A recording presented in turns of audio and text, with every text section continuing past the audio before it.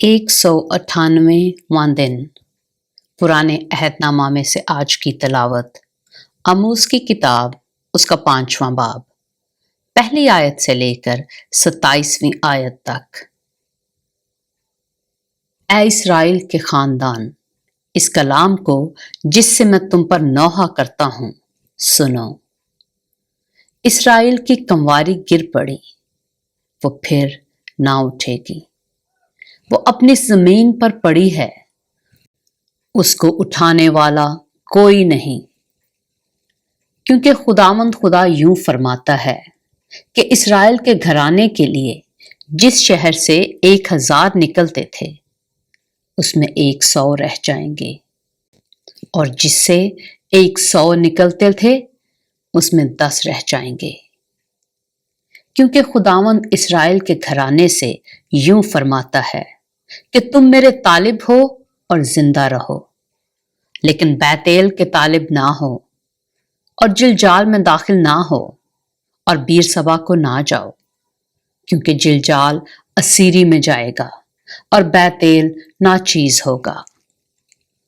تم خداوند کے طالب ہو اور زندہ رہو، ایسا نہ ہو کہ وہ یوسف کے گھرانے میں آگ کی مانند بھڑکے اور اسے کھا جائے، اور بیتیل میں اسے بجھانے والا کوئی نہ ہو۔ اے عدالت کو ناگدونا بنانے والو اور صداقت کو خاک میں ملانے والو، وہی سریا اور جبار ستاروں کا خالق ہے، جو موت کے سایہ کو مطلع نور اور روز روشن کو شب دجور بنا دیتا ہے، اور سمندر کے پانی کو بلاتا اور روئے زمین پر پھیلاتا ہے، جس کا نام خداوند ہے۔ وہ جو زبردستوں پر ناگہانی ہلاکت لاتا ہے، جس سے قلعوں پر تباہی آتی ہے۔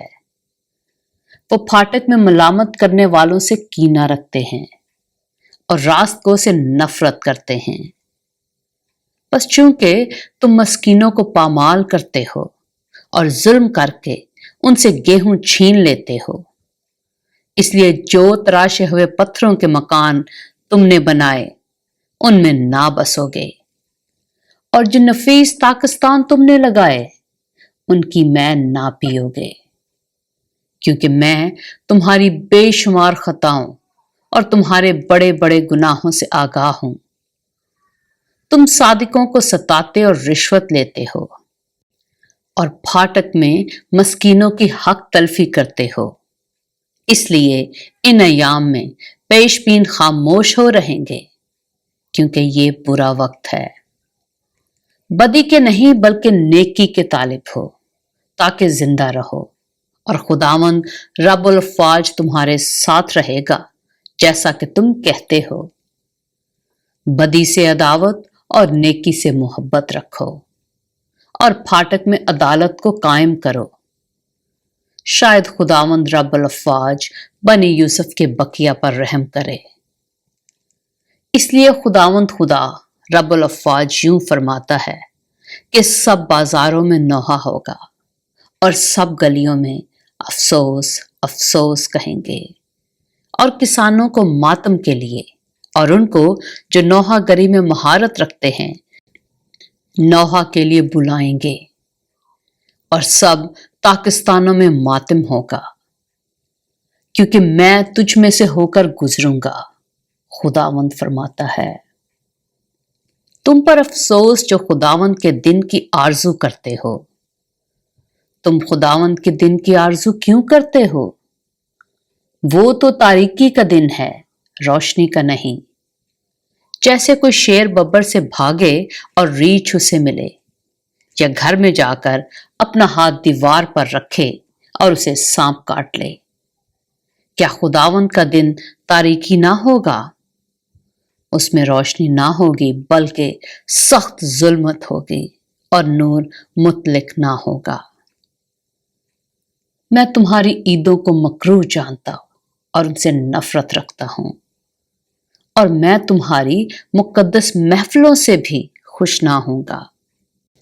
اور اگرچہ تم میرے حضور سوختنی اور نظر کی قربانیاں گزرانو گے تو بھی میں ان کو قبول نہ کروں گا، اور تمہارے فربا جانوروں کی شکرانہ کی قربانیوں کو خاطر میں نہ لاؤں گا۔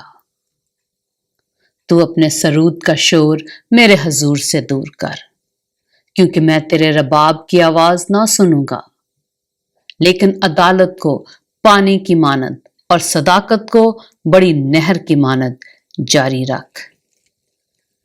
اے بنی اسرائیل، کیا تم 40 برس تک بیابان میں میرے حضور ذبیحے اور نذر کی قربانیاں گزرانتے رہے؟ تم تو ملکوم کا خیمہ اور کیوان کے بت جو تم نے اپنے لیے بنائے اٹھائے پھرتے تھے۔